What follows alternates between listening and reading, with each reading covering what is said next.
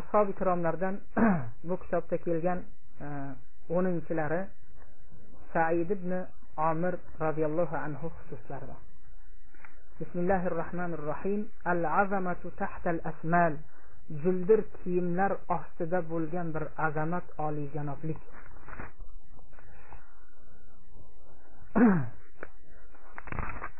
Said ibn Amir radhiyallohu anhu. Bu ism qayerdan bilindi? Va qaysi birimiz bu ismni bilamiz? Bu ismni sizlardan qaysi biringiz ilgari eshitgansizlar?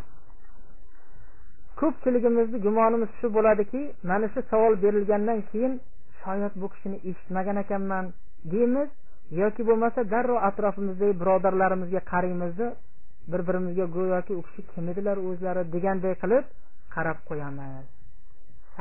Said ibn Amir radhiyallohu anhu ni otlari eshitilganda bu kishini qanday manoqiblari bordi o'zi deb o'ylab qolamiz.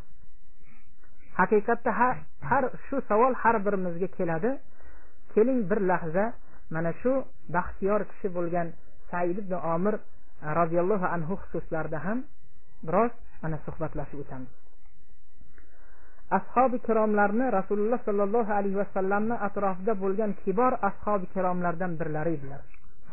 Said ibn Amir radhiyallohu anhu.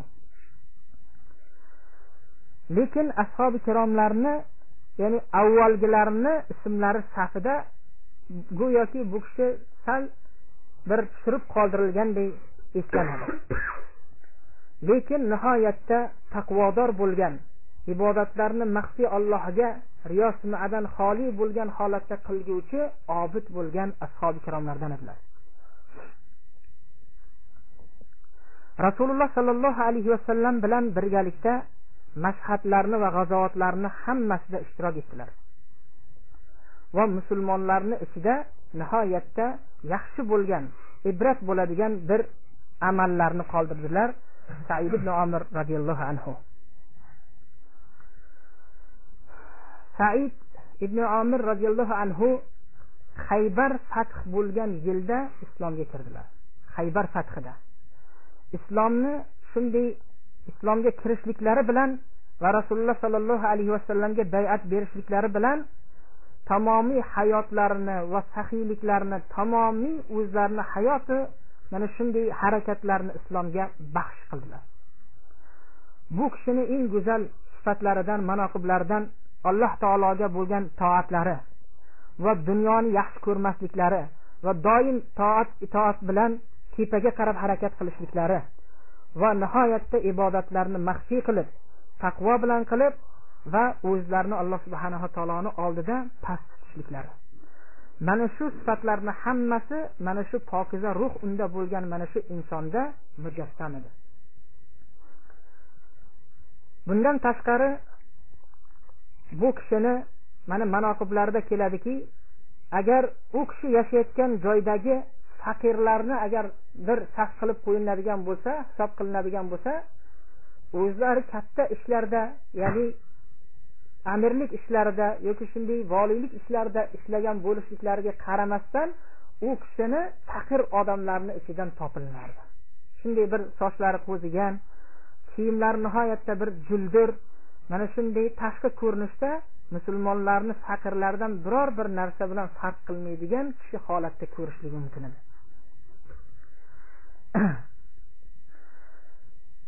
Bu kishini tashqi holatlari mana shunday juldir va kambag'allar kiyadigan bir kiyimda, ichlarida nihoyatda sadafni ichida turgan bir lu'lu marjon toshi yashirilgandek, u kishini qalblari mana shunday bir sadafni ichiga yashirilgan lu'lu marjon toshga o'xshab yaraqlab turardi. Ya'ni iymonlari shu darajada yaraqlaydigan mana shunday munavvar bo'lgan ashab-i kiromlardan edilar. Amirul Mu'minin Umar ibn Xattob radhiyallohu anhu Shom voliyligidan Muaviyat ibn Abi Sufyonni Shomni voliyligidan tushirganlarida atrofida bo'lgan kimsalardan kimni Muaviyat ibn Abi Sufyonni o'rniga qo'ysam bo'lar ekan va kimni Shomni voliyligiga qo'ysam bo'ladiki, Shom viloyatini olib keta oladi, u ishini olib keta oladi deb Umar roziyallohu anhu nihoyatda ko'p fikr qildilar. Umar roziyallohu anhuni tanlashliklari, uslublari nihoyatda ehtiyotkorlik va diqqat bilan va nihoyatda e'tibor bilan tanlardilar o'zlarini valiylarini. Nima uchun? Chunki Umar ibn Hattob shuni tushunardilarki, o'zlari tomonidan qo'yilgan vali yerni qaysi bir nuqtasida bo'lishidan qat'iy nazar, agar biror bir xato qilib qo'yadigan bo'lsa, birinchi bo'lib turib Umar so'raladi, undan keyin ikkinchi bo'lib turib vali so'raladi deb bilardi. Shuning uchun tanlab e'tibor berib daqiqlik bilan qo'yardiki, so'ralib qolmayin deb ishga nihoyatda munosib odamni topmaguncha ana shuni tanlayverardilar o'zlarining atrofidagi odamlardan. Umar ibn Hattob radhiyallohu anhuning me'yorlari, ya'ni mana shunday tanlovlari nihoyatda daqiq edi. Shom o'sha paytda nihoyatda katta madaniyat ustida qurilgan shaharlardan edi va uni Shomning ahli ham nihoyatda madaniyatlashgan va taraqqiy etgan insonlar edi. Chunki ular islom kelishligidan bir necha asrlar ilgari taraqqiy qilib ketgandi. Chunki Shom Romning bir qismi hisoblanadi. Unda hazora va ya'ni madaniyat, taraqqiyot nihoyatda yuksalgan, yer yuzining eng taraqqiyot, madaniyatlashgan, yuksalgan o'rinlaridan hisoblanadi. Bo'lib ham tijoratning markazi edi Shom o'sha paytda. Insonlarning yashash tarzi nihoyatda madaniyatlashgan, tamomiy ne'matlarning ustida yashardi. Va shu bilan birga insonlarning aksari Shomda yashayotgan insonlar dunyoga ham ancha ketib qolishgandi. Umar ibn Hattob ana shu insonlarni, ya'ni dunyoga berilib ketayotgan insonlarni dunyodan saqlab qola oladigan bir insonni tanlayotgandilar. Hattoki shunday insonni tanlashliklari kerak ediki, bu kishining taqvolaridan va bu dunyoni mensimasligidan shaytonlar ham qochib ketadigan darajada bir insonni tanlashliklari kerak edi. Umar ibn Hattob tanlab qichqirdilarki, topdim degan ekanlar. Shomga vali bo'ladigan odamni topdim. Said ibn Amir bu yoqqa keling, Said ibn Amir bu yoqqa keling degan ekanlar. Shunda Said ibn Amir Amirul Mu'minning oldiga keldilar.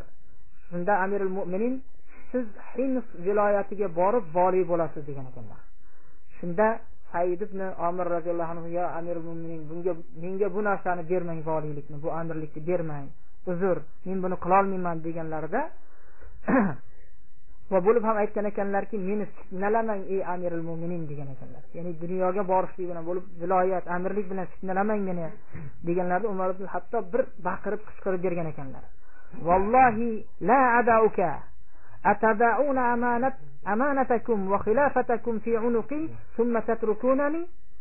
Qichqirib shunday degan ekanlar, sizni tinch qo'ymayman degan ekanlar. Tinch qo'ymayman. Allohga qasamki, albatta bo'lasiz. Sizlar nima hamma omonatinglarni, hamma xilofatinglarni meni bo'ynimga osib qo'yib, ortib qo'yib, o'zingizga qochmoqchimisizlar meni tashlab? Bu qanaqasi bo'ladi? Bu insofdanmi dedilar.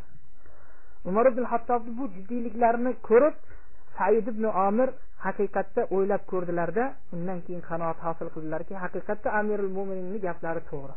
Hamma xilofatni, hamma ishni Amirul Mu'minga yuklab qo'yiladi-da, o'zlariga xizmat buyurilganda nima qiladi? Meni kechirasiz, men fitnalamang, men qila olmayman deyishlik haqiqatda bu adolatdan emas deb bildilar. Shundan keyin Said ibn Amir radhiyallohu anhu bunga qabul qildilar va lekin qalblari bilan xohlamagan holatda bu og'ir yukni qabul qildilar. Shunda Amirul Mu'minin tomonidan buyruq bo'lib, o'zingizni tayyorlang, siz Himsga vali bo'lib ketasiz. Shunda Said ibn Amir radhiyallohu anhu yangitdan uylangan ekanlar. Yangi uylanib mana shunday haligi yangi kelin kuyovlar holatda turgandilar Said ibn Amir radhiyallohu anhu. Va bo'lib ham bu yerda aytilibdi, ayollarni yoshligidan unashtirib qo'yilgan ekan. Va nihoyatda chiroyli ayol ekanlar, ayollar. Bu kitobda kelishi bo'yicha Umar ibn Hattob ham bir valilikka jo'natayotgan bo'lib, ham bu yangi kelin kuyovlarni bir haligi hayotda kerak bo'ladigan narsalarni olib bering deb turib, bir yangi kelin kuyovlarga bo'lgan bir shu hayotda kerak bo'ladigan narsa uchun pul bergan ekanlar. Aytgan ekanlarki, mana buni olib borasiz va borganingizdan keyin ketayotganingizda ham yaxshilab bir shunday hayot narsalardan olinglar, yangi kelin kuyovsizlar, undan keyin borib yetganinglarda ishlatasizlar, ishlatib hayotingizga kerakligini ishlatganinglardan keyin buni nima qilib qo'yasizlar, saqlab qo'yasizlar, keyiniga ishlatasizlar deb ozroq pul ham bergan ekanlar Umar ibn Hattob. Shunda buni ko'rib ayollari ham ko'p xushhol bo'lib, chunki ayollar tabiatida biroz boylikka shunday ichadigan tabiat bo'ladi. Ko'p xursand bo'lgan ekanlar va bular borishdi. Shomga borib joylashganlaridan keyin ayollari ham haligi Umar ibn Hattob Amirul Mo'minin berib yuborgan nimadan o'zini nasibasini bor his qilib, xuddi hamma ayollarga o'xshagan shu nimalarni talab qildilar. Shu Said ibn Omir haligi Amirul Mo'minin berib yuborgan nimalardan chiqarsangiz bu yoqqa kerakli bo'lgan narsalardan chiroyli o'zimizga munosib kiyimlardan olsak, mana odamlar shunday kiyinib yurishdi bu yerda, qolganini saqlab qo'yamiz dedilar. Shunda Said ibn Omir qarab, ala adulliki ala khayrin min hada, bundan ham ko'ra yaxshiroq bir narsa bor ey xotin, shunga sizni dalolat qilib qo'yinmi degan ekanlar. Shunda davom etib aytgan ekanlarki, mana o'zingiz bilasiz, tijoratlari nihoyatda rivojlangan, tijoratlari foyda keltiradigan, bozorlari gullab yashnab yotgan mana shaharga